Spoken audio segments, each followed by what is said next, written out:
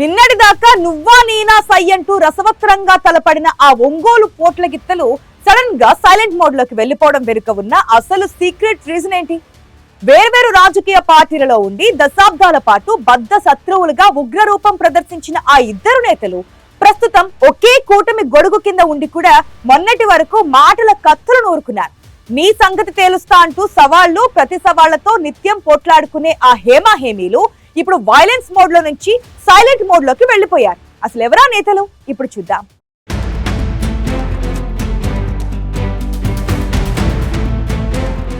AP రాజకీయాల్లో ఒంగోలు నియోజకవర్గానికి ఒక ప్రత్యేకమైన బ్రాండ్ ఇమేజ్ ఉంది.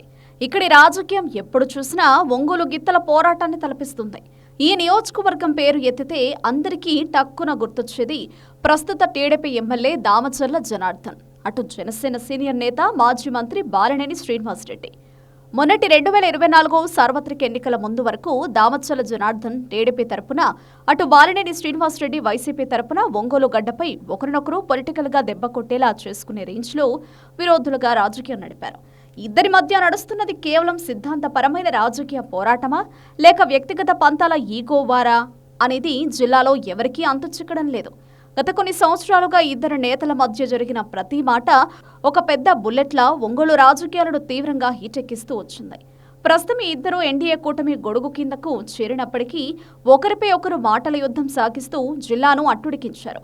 ఒంగోలు దామచర్ల జనార్దన్, బాలినేని శ్రీనివాసరెడ్డి మధ్య జరుగుతున్న విమర్శలు, ప్రతి విమర్శలు, సవాళ్లు ప్రతి సవాళ్లతో నిన్నటి వరకు ఒంగోలు రాజకీయం రసవత్తరంగా నడుస్తూ వచ్చింది.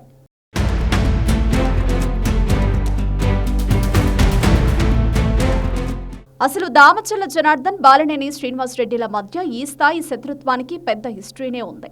ప్రకాశం జిల్లా రాజకీయాల్లో మొదటి నుండి తెలుగుదేశం పార్టీలోనే ఉంటూ గట్టి పట్టు సాధించిన నేత దామచర్ల జనార్దన్. ఆయన 2014లోనూ, తాజాగా 2024లోనూ ఒంగోలు శాసనసభ్యుడిగా గెలిచారు. అటు బాలినేని శ్రీనివాసరెడ్డి జిల్లాలో సుదీర్ఘకాలంగా వైఎస్ కుటుంబానికి నమ్మకస్తుడిగా ఉంటూ కాంగ్రెస్లో, ఆ తర్వాత వైసీపీలో ఎమ్మెల్యేగా, మంత్రిగా, రాష్ట్ర స్థాయి పవర్ఫుల్ లీడర్గా చక్రం తిప్పారు.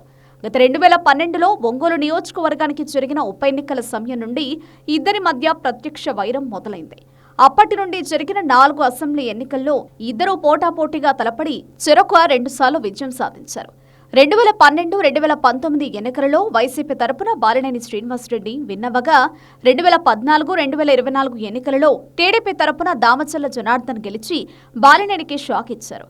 ముఖ్యంగా గత ఎన్నికల్లో బాలినేని దామచర్ల చేతిలో ఘోర పరాజయాన్ని చవిచూశారు. ఆ తర్వాత వైసీపీలో ఇమడలేక జగన్తో విభేదించి ఫ్యాన్ పార్టీని వేడేసి పవన్ కళ్యాణ్ సమక్షంలో జనసేన కండువ కప్పుకున్నారు బాలినేని.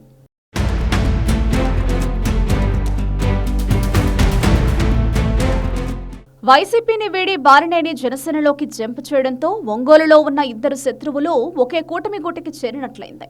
కూటమి ధర్మం ప్రకారం అన్నాదమ్ముల్లా కలిసి నడవాల్సిన ఇద్దరి మధ్య ఈగోలు మాత్రం అంగుళం కూడా తగ్గలేదు. బాలినేని జనసేనలోకి రావడాన్ని మొదటి నుండి దామచర్ల జనార్దన్ లోలోపల తీవ్రంగా వ్యతిరేకిస్తూనే వచ్చారు. తన రాజకీయ ఉనికిని కాపాడుకోవడం కోసమే బాలినేని ఇప్పుడు జనసేనలో చేరారని దామచర్ల ఓపెన్ గా విమర్శలు గుప్పించగా, బాలినేని కూడా అంతే ఘాటుగా కౌంటర్లిచ్చారు. ఇక ఒంగోలు నియోజకవర్గంలో టీడీపీ ఎమ్మెల్యే దామచర్ల జనార్దన్ భారీగా అవినీతికి పాల్పడుతున్నాడంటూ అమరావతి పెద్దలకు ఒక అరామక ఆకాశరామన్న ఉత్తరం వెళ్లింది. ఈ లెటర్ వెనుక 100% బాలినేని హస్తమే ఉందంటూ దామచర్ల ఆరోపణలు చేయగా, బాలినేని స్పందిస్తూ నాపై లేనిపోని ఆరోపణలు చేస్తున్నారని, దామచర్లపై సీఎం చంద్రబాబుకు ఫిర్యాదు చేస్తారంటూ అల్టిమేటం ఇచ్చారు. దానికి దామచర్ల రివర్స్ అటాక్ చేస్తూ ఈ వ్యవహారాలన్నీ డిప్యూటీ సీఎం పవన్ కళ్యాణ్ కు ఫిర్యాదు చేస్తారంటూ హెచ్చరించారు. ఇద్దరి కోల్డ్ వార్తో ప్రకాశం జిల్లాలోని టీడీపీ, జనసేన క్యాడర్ తీవ్ర గందరగోళానికి గురై గ్రౌండ్ లెవెల్లో గొడవలు పడే పరిస్థితి వచ్చింది.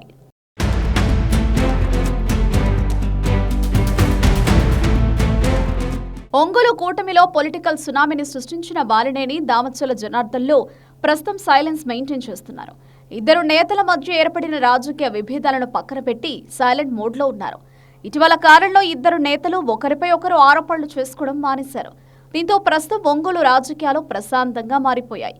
తమ అధిష్టానాల సూచనల మేరకు బాలినేని, దామచర్ల సైలెన్స్ మెయింటైన్ చేస్తున్నట్లు లోకల్ పొలిటికల్ సర్కిల్స్ లో చర్చ జరుగుతోంది. నిత్యం మీడియా ముందు ఇద్దరు నేతలు మాటల కత్తులు దువ్వుకోవడం వల్ల స్థానికంగా కూటమి ప్రభుత్వ ప్రతిష్ట దారుణంగా దెబ్బతింటోందనేది అభిప్రాయంతోనే ఈ ఇద్దరు నేతలు ప్రస్తుతానికి తమ మధ్య నెలకొన్న ఆధిపత్య పోరుకు చెక్ పెట్టినట్లు తెలుస్తోంది. ముఖ్యంగా అధిష్టాన పెద్దల సూచనలతోనే ఎవరికి వారు పనిచేసుకుంటూ ఒకరిపై మరొకరు ఎక్కడ ఆరోపణలు చేసుకోకుండా మానుకున్నట్లుగా తెలుస్తోంది. అయితే నిన్నటిదాకా కయ్యానికి కాలు దువ్విన ఈ పోట్ల గిత్తల సైలెన్స్ ఎన్ని రోజులు మెయింటైన్ చేస్తాయో చూడాలంటున్నాయి లోకల్ పొలిటికల్ వర్గాలు.